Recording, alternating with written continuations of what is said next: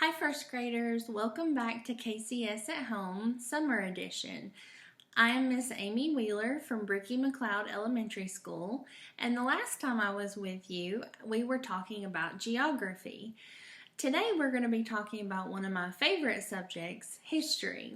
First, I want to give a shout out to all the wonderful first grade students in Knox County, but especially my special Bricky Bear friends at Bricky McLeod. I hope you're all doing well. So when we think about history, we think about things that happened in the past. If we look at a simple timeline, we know that everything that happened in the past has already happened. Right now, we refer to things as the present. Not like a present you get as a gift, but things that are happening as we're living right now. For example, in the past, I ate breakfast this morning. In the present, right now, I'm talking to you about history. Everything that's to come is in the future. Those things haven't happened yet. Today we're going to be talking about how things have changed over time. Specifically, we're going to be talking about communication, the way people hear things, learn things, know what's happening in the world, and talk to each other. We're going to be talking about transportation, how people get from place to place, and we're going to be talking about clothing. That's right, the clothes that you have on.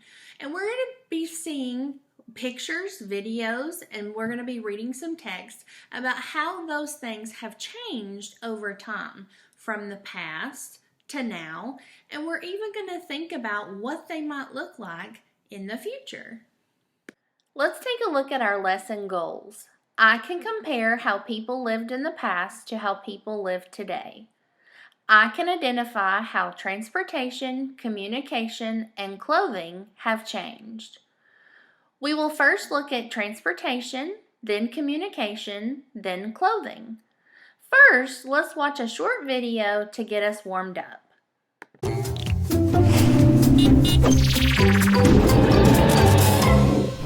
Today, we're going to learn about how life in the past is different and how it's similar to life today. Sometimes you might hear this called then and now. Then means in the past and now means today. In the past, just like today, people talked on the telephone, but all the phones in the past were connected by wires. Ha! Right? No! What? In the past, people wrote letters.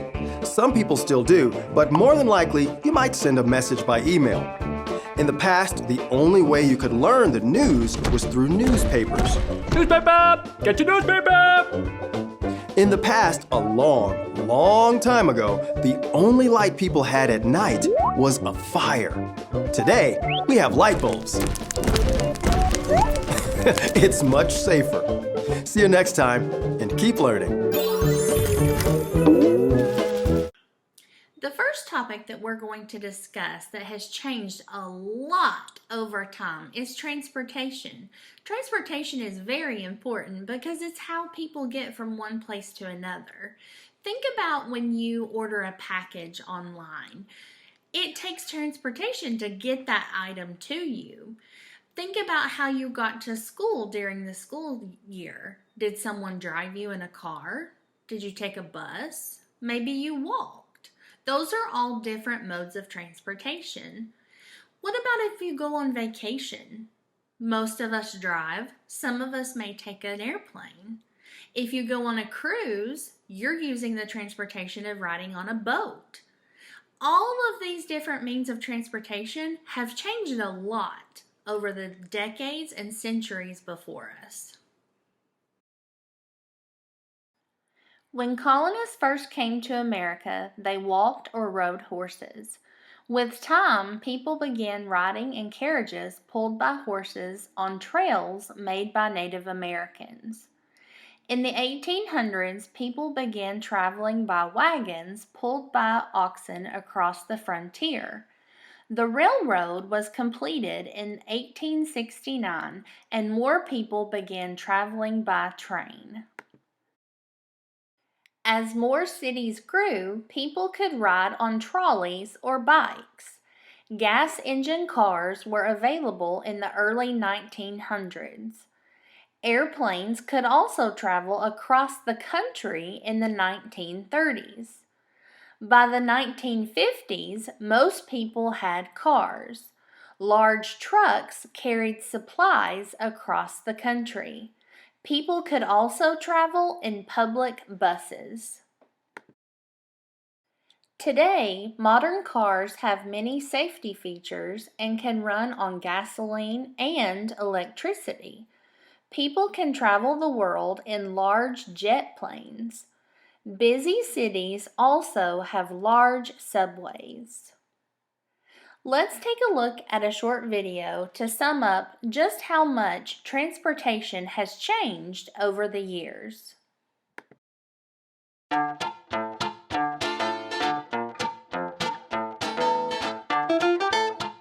Transportation has changed a lot over the years, and the choices you have today are sure different than they were 100 years ago. For a long time, walking was your only option. Then the horse became the way to travel and carry things. Bicycles, horse-drawn carriages, and trolleys came on the scene, and then the railroad really opened things up. When Henry Ford invented the automobile, travel would never be the same. Then those clever Wright brothers flew the first airplane, and the world would never be the same. Nowadays, there are dozens of ways to get around. Skateboards, rollerblades, scooters, go-karts, and bicycles are probably ways you can choose to get around your neighborhood. School buses may take you to school. Motorcycles, cars, and trucks are ways your parents can travel to work. Maybe they even take public transportation like a bus, subway, or commuter train. If you're wanting to go long distances, airplanes, trains, or boats can get you there. The way transportation has changed over the decades has made visiting faraway people and places much easier and faster to do. You can fly thousands of miles in one afternoon while sitting comfortably in a seat, whereas once it took you weeks, even months, sometimes crammed in a sailing ship or walking alongside a wagon. Even though there are many ways to get from here to there, you might still have the option of using your feet and walking there. And if you live on a farm, you can travel the way people did for thousands of years. You can ride a horse.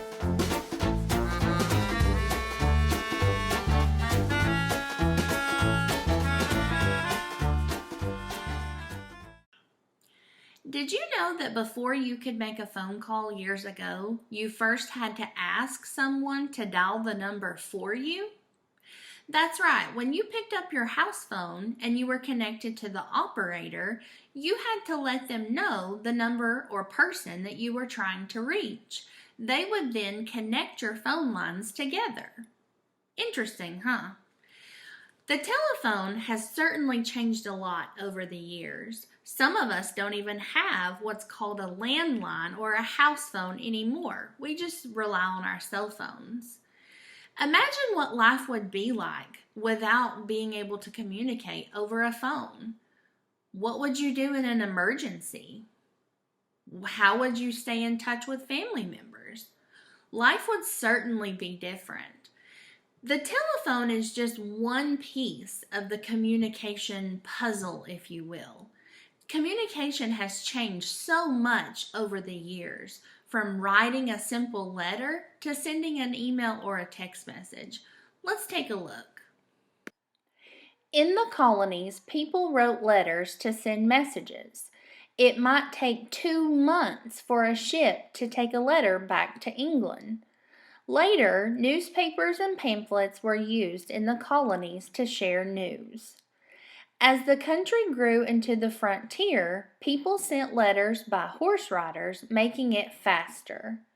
Later, messages could be sent in minutes with a telegraph and a special system called Morse code. The first telephone was invented in 1876 by Alexander Graham Bell. By 1915, the telephone wires connected calls across the country. Radios became popular in the 1920s. This was how most people got the news and got it quickly.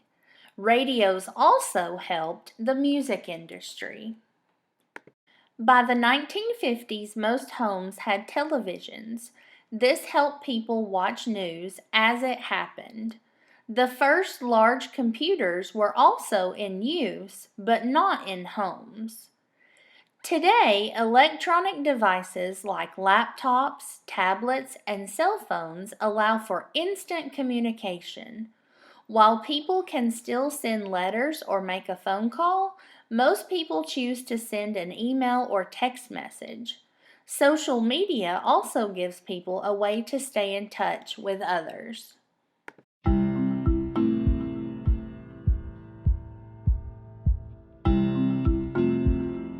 How has communication changed over the centuries? More than you can imagine. The earliest way to communicate was face-to-face, and if you wanted to talk to someone in a neighboring town, you had to walk there to see them or send a message by word of mouth. Native Americans invented a way to communicate long distances by using smoke signals. When paper and ink became available, you could write a letter, but it might take weeks or even months for it to reach its destination, if it did at all. Letters could be delivered by horseback, stagecoach, or wagon. If you wanted to send a letter from Chicago to San Francisco, it would take a few months before it was delivered. For instance, after President Abraham Lincoln signed the Emancipation Proclamation, it took more than 2 years for the word to reach all African Americans held as slaves. Sometimes letters were sent by ship, which would sail around the southern tip of South America to reach the other side of the United States. Then the Pony Express was put into action, and a letter that would take months now took 10 days to cross the country. It was a miracle. But the Pony Express was replaced by the telegraph. Using electrical signals, messages could be sent in moments over a wire connecting you from one person to another. Wires were strung all across the United States for telegraph communication.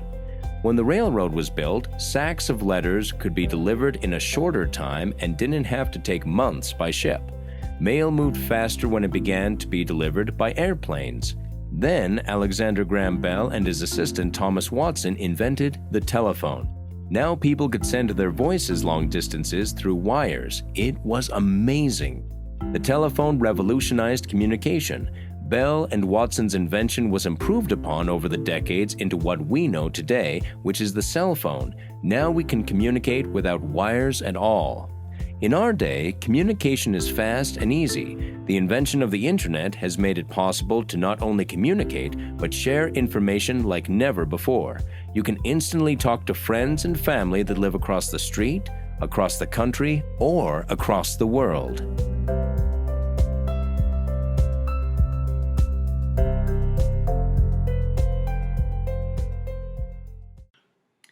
No worries, it's still me, Miss Wheeler.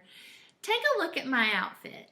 When you think about how pilgrims dress compared to how we dress today, you certainly notice a few changes. And I will say, it's a little tight and itchy. Over the centuries, styles have certainly changed. The materials that were used, the different styles, it's all very different. But also think about the way that people got their clothes. In centuries past, or decades past, people sat down at the sewing machine and made their own clothes. Some people still do that today. A lot of us just run to the store and buy clothes, or maybe even place an order online without stepping foot in a store. So much has changed when it comes to clothing. Let's read a little bit more. In the colonies, people wore clothes sewn by hand. It was made from yarn, made from cotton or sheep's wool. Men wore pants and women wore dresses or skirts. Native Americans wore animal skins. On the frontier, clothing was often made of cloth or denim. Men and women often only had 2 sets of clothing. The sewing machine changed clothing in the 1900s. It could be sewn in factories and sold in stores. Styles also began to change as women began wearing pants and short skirts. By the 1950s, other materials like nylon and polyester were being used to make blended fabrics. New styles like jeans and shorts became popular. Today, clothing has a mix of the past and present. Some people still sew, while most clothes are made in factories. Casual clothing is popular, while some people wear designer clothes. Here is a short video that discusses some of the changes in clothing, including how uncomfortable they may have been.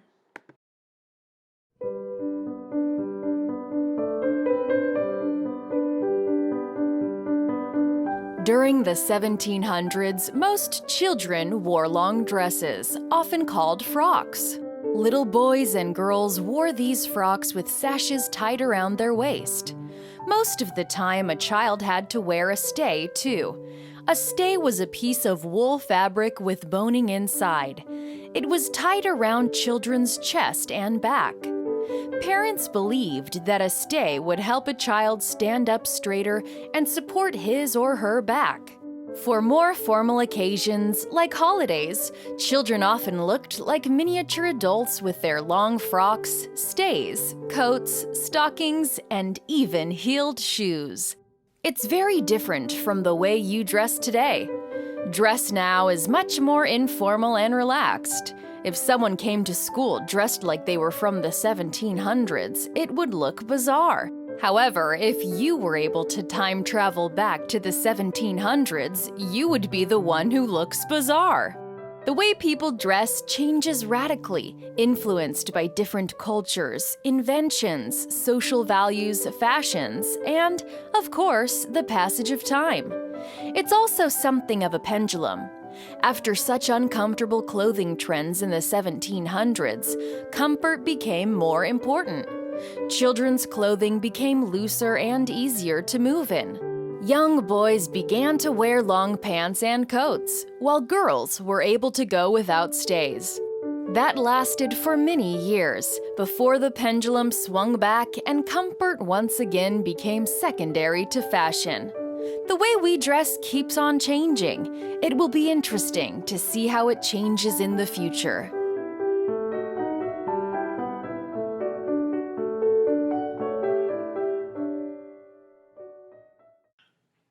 Well, I traded my bonnet in for my headband, and things are going much more smoothly now. Now that we've talked about how transportation, communication, and clothing have all changed, let's stop and think how life in general for a kid your age must be different than it was years ago. Decades ago, some kids never went to school, or if they did, it was only for part of the year. Why? A lot of kids had to help their families at home.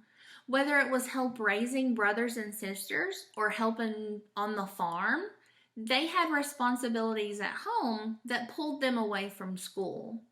Today we have laws that mandate that every child that is of age has to go to school. You also have to think about the differences in your daily chores or your responsibilities within your home. Say today your responsibilities are take out the trash or help wash the dishes, maybe make your bed. Years ago, kids had to haul water from a well. Maybe they had to milk cows or help out on the farm. Things have certainly changed as life in general and technology has changed.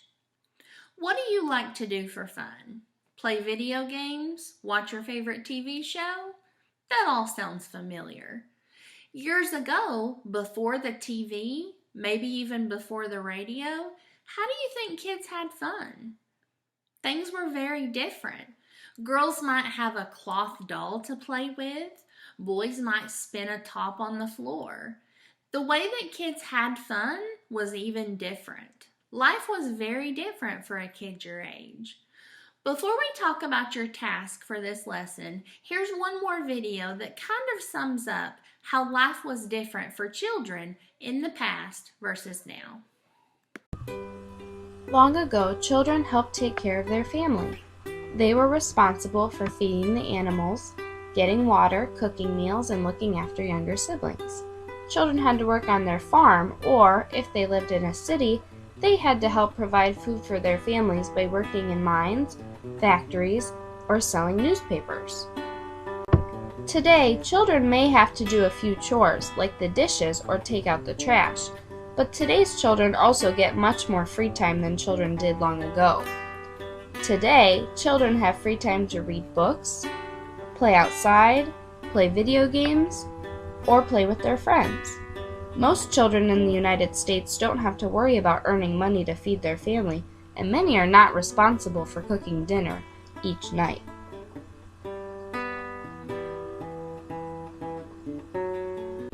When children finished their many chores long ago, they had time to play.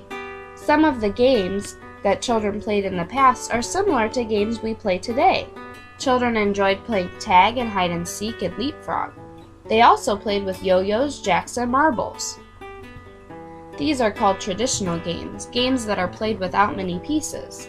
With traditional games, you learn how to play by watching other children play and making up new rules. School long ago was very different than it is today. Early on, there were no buildings where children went to school, only one-room schoolhouses in small towns. All the grades went to school in the same classroom. Eventually, if you lived in a city, you would go to a bigger school where all the grades went to school in one building. A big difference between back then and now is that children didn't have pencil and paper to write. They wrote on slates like a little chalkboard. Now we have pencil and paper where we can write down all of our schoolwork. When houses were first built in the United States, the house only had one room. The entire family lived in the same room. Meals were also cooked on one pot over an open flame in the center of the house on a cook stove.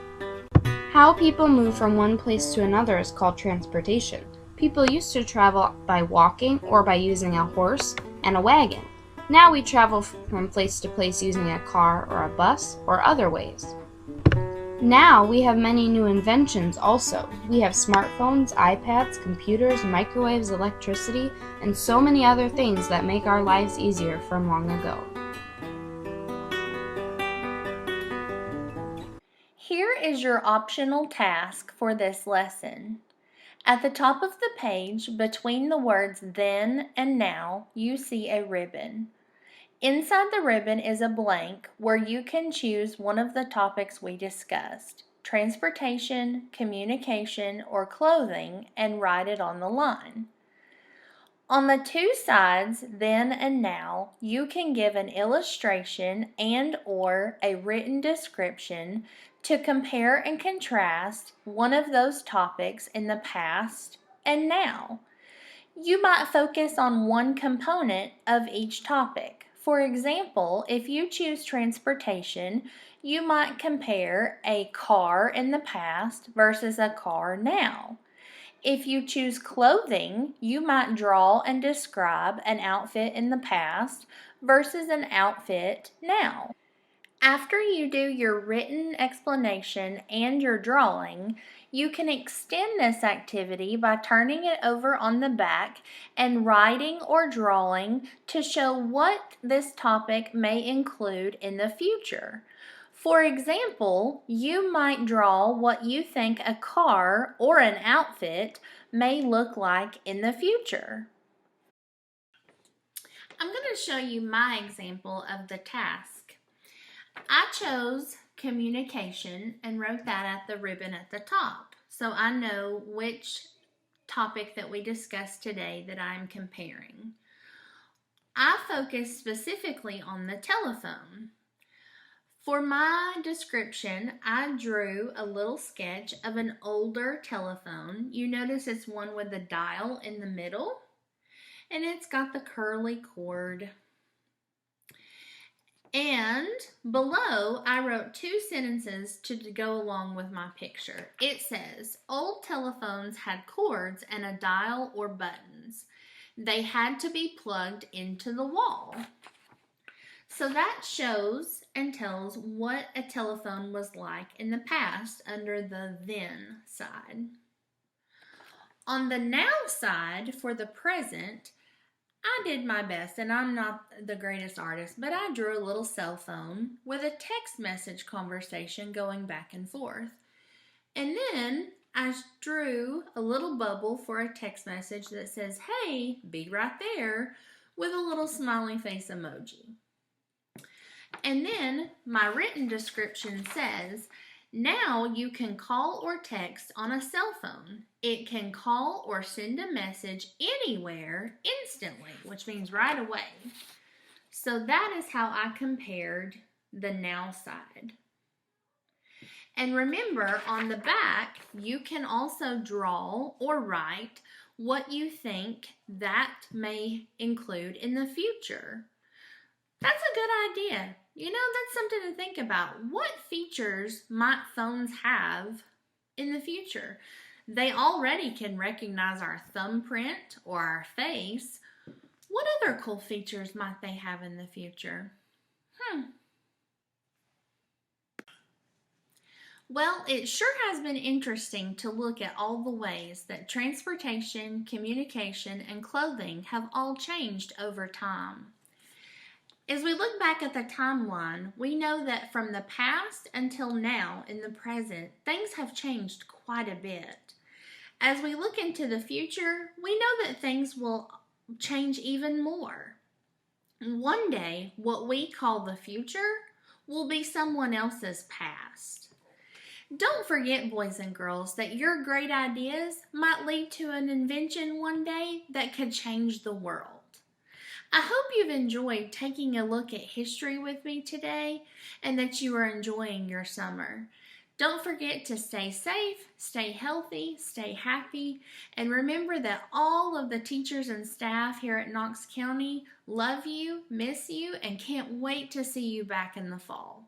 Have a good one.